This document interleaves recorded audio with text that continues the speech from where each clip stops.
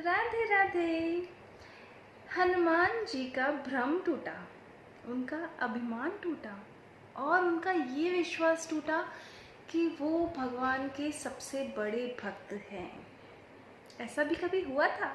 आइए जानते हैं इसकी प्यारी सी कहानी। जब हनुमान जी उस पर्वत को उठाकर वहाँ से जा रहे थे तो अयोध्या के ऊपर से निकले थे और वहाँ पर भरत जी जब देख रहे थे आसमान में कुछ बहुत बड़ा है तो मुझे लगा कोई राक्षस है और उन्होंने हनुमान जी पर बाण चलाया था।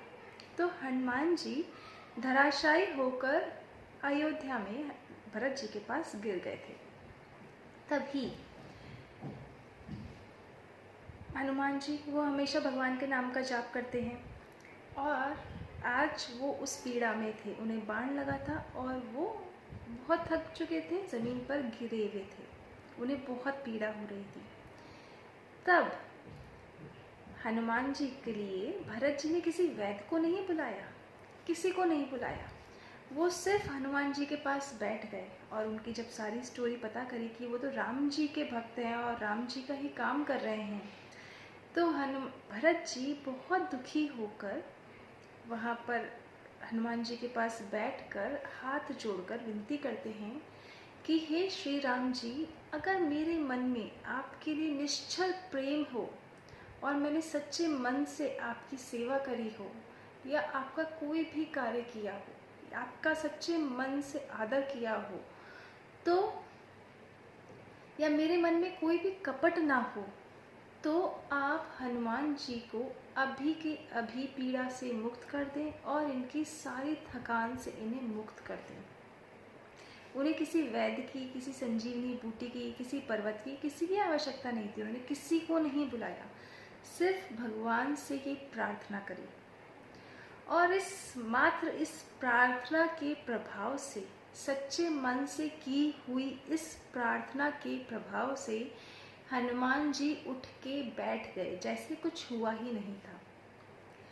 तो हनुमान जी ने सोचा कि मैं कितना बड़ा भ्रम में था कि भगवान का मैं सबसे बड़ा भक्त हूँ, मैंने जन्म से सिर्फ राम नाम का ही उच्चारण किया है, परंतु मुझे लगा कि मैं सबसे बड़ा भक्त हूँ। पर भरत जी को देखिए, ये तो किसी वैद्य की भी आवश्यकता नहीं जानकर सिर्फ भगवान के नाम के बल पर मुझे ठीक कर दिए।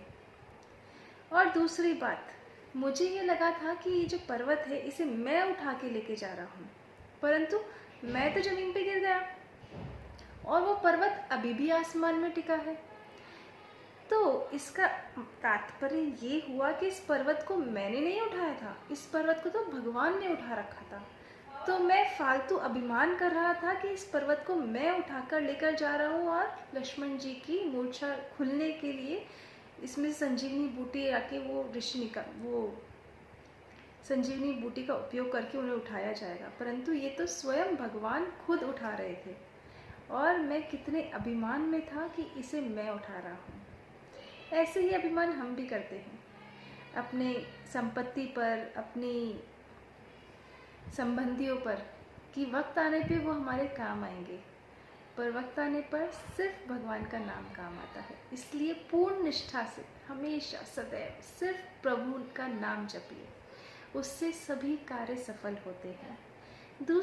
दूसरी चीज़, हम इस बात का बहुत अभिमान करते हैं कि हमारी गृहस्थी का बोझ हम स्वयं उठाते हैं और कोई इस बोझ को उठाने के समर्थ नहीं है, परंतु वास्तव में ऐसा नहीं होता है। अगर हम हो या ना हो, ये गृहस्थी फिर भी चलती ही रहेगी। इसका तात्पर्य ये है कि जो मनुष्य इस संसार में अपने जो भी उसके पास है उससे सबसे ज़्यादा सुखी है, जिसे किसी चीज़ से कोई प्रॉब्लम नहीं है, वही इस संसार में सबसे सुखी है।